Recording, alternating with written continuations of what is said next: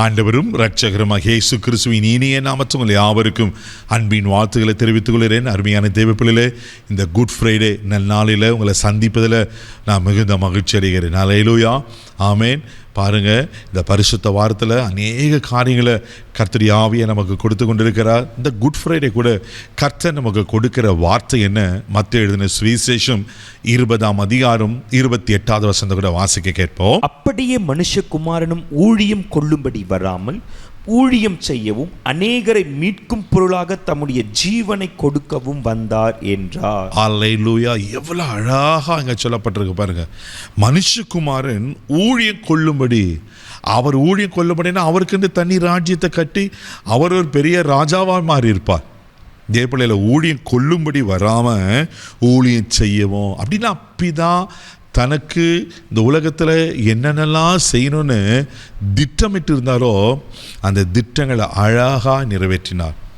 அவர் ஒரு மனுஷகுமாரனாய் உலகத்தில் பிறக்க வேண்டும் என்பது தேவனுடைய சித்தமாக இருந்தனால மரியாளை ஆண்டவர் தெரிந்து கொண்டு பரிசுத்த ஆவியினால் நிரப்பப்பட்டு அந்த மரியாள் தேவகுமாரனை பெற்றெடுக்கிறார். அவர் வளர்ந்து 30 ஆண்டுகள் ஆமேன் தன் பெற்றோரோடு கீழ்ப்படிந்திருந்து தேவப்பிள்ளையில கடைசி 3 ஆண்டுகள் ஊழியம் செய்கிறார். எப்படிப்பட்ட ஊழியம்! ஆமேன். மன திரும்புங்கள், பரலோக ராஜ்யம் சமீபமாக இருக்கிறது என்று மன திரும்புதலுக்கு ஏற்ற சுவிசேஷத்தை சொல்லி குருட்டு கண்களை திறந்தார், ஊமையரை பேச வைத்தார், சப்பானிகளை நடக்க பண்ணினார், சூம்பி போன கைகளை நேராக்கினார், மரித்து போன பிணங்களை உயிரோடு எழுப்பினார், அநேக வியாதிஸ்தரை பிசாசு பிடியில் கட்டப்பட்டங்களை குணமாக்கினார், அநேக அற்புதங்களை தண்ணீரை திராட்சரசமாய் மாற்றினார், 5 ஆயிரங்களை பெருக பண்ணார். இப்படியெல்லாம் செஞ்சு இந்த ஊழியத்துக்கு மணிமகுடமாய் தேவப்பிள்ளையில என்ன எந்த நோக்கத்துக்காக உலகத்துக்கு பிதா அவரை அனுப்பினாரோ அந்த நோக்கத்தை நிறைவேற்றினார். அல்லேலூயா, அதான் இங்கே அழகாக சொல்லப்பட்டிருக்கு. அநேகரை மீட்கும் பொருளாக ஆமென் தன்னுடைய ஜீவனை கொடுக்க வந்தார். அப்போ இந்த குட் ஃப்ரைடே சர்வீஸில் தேவப்பிள்ளை நிறைய நம்ம தியானிச்சிருப்போம். இன்னைக்கு ஆண்டவர் சொல்றாரு, நம்மை மீட்டெடுக்கும்படி, ஆண்ட்ரூஸை மீட்டெடுக்கும்படி. ஒரு காலத்தில் பாவத்தில், சாபத்தில், அநியாயத்தில், அக்கிரமத்தில் நாம் விழுந்து கிடந்தோம். ஆமாம், மரணத்துக்கு நேராக இருந்தோம். தேவப்பிள்ளையில் இந்த மரணத்துக்கு நேராக அக்கிரமத்தில், பாவத்தில் இருந்த நம்மளை மீட்டெடுக்கும்படி, தூக்கி எடுக்கும்படிக்கு தான் இயேசு உலகத்துக்கு வந்தார்.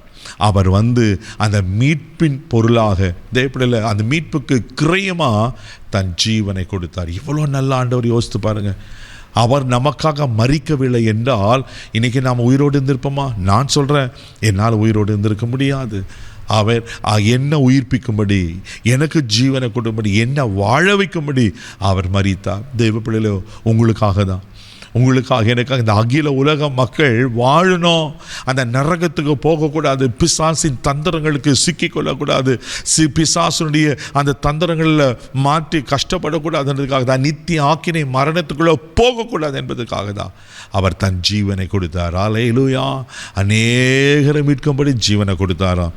இன்னைக்கு அவரை நம்மளை மீட்டு எடுத்திருக்கிறார் அல்லவா? ஏசாயா 41:14 அழகாக சொல்லப்பட்டிருக்கோம், உனக்கு துணை நிற்கிறேன் என்று கர்த்தர் உன் மீட்பர் சொல்லுகிறார்.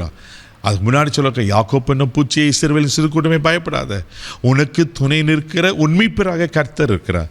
அப்போ யார்? அவர் நமக்கு மீட்பர், அவர் நமக்கு துணை நிற்கிறார். அதனால தான் ஏசாயா 35:10 வாசிக்கிறோம், கர்த்தரால் மீட்கப்பட்டவர்கள் ஆனந்த களிப்புடன் பாடி சீயோனுக்கு வருவாங்களாம். தேவப்பிள்ளையில் ஆமே, அவங்க தலைமையில் நித்திய மகிழ்ச்சி இருக்கும். சஞ்சலம் தவிப்போம், ஓடிப்போம். நம்ம வாழ்க்கையில் காணப்படுற எல்லா சஞ்சலத்தை தவிப்பதை நீக்க தான் இயேசு தன் ஜீவனை கொடுத்தார், ரட்சிப்பை கொடுத்துருக்கிறார். அந்த ஜீவனை பெற்று நீங்கள் ஆளுகை செய்யுங்க. அந்த ஜீவனால் ரட்சிப்பு இருக்குது, அந்த ஜீவனால் நாம் நீதிமான்களாக்கப்பட்டிருக்கோம், அநேக நன்மைகள் சொல்லப்பட்டிருக்கு. அந்த ஜீவனை பெற்றுக்கொள்வோமா? கண்களை மூடி நம்ம ஜெபிப்போம். அன்பு தகப்பனே, உமக்கு நன்றி சொல்லி துதிக்கிறோம், ஸ்தோத்திரிக்கிறப்பா.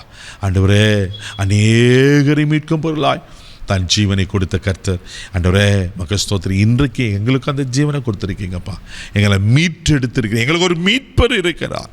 அதற்காக நன்றி சொல்லுகிறோம். நாங்கள் எப்பெல்லாம் விழுந்து போகிறோமோ அப்போல்லாம் எங்களை தூக்கி விடுகிற தெய்வமாக மீட்பராக இருக்கிற அப்படி ஸ்தோத்திரம். ஆண்டவரே, எல்லா சஞ்சலம் தைப்பமும் ஓடி போகட்டும், பாதுகாத்து இந்த நாள் முழுதும் கரம் எடுத்து நடத்தும். தெய்வீக பாதுகாப்பு போகிறோம் இயேசுவின் மூலம் ஜெபக்கணும் பிதாவே, ஆமென். அவர் உங்கள் மீட்பர். தைரியமாக போங்க. God bless you.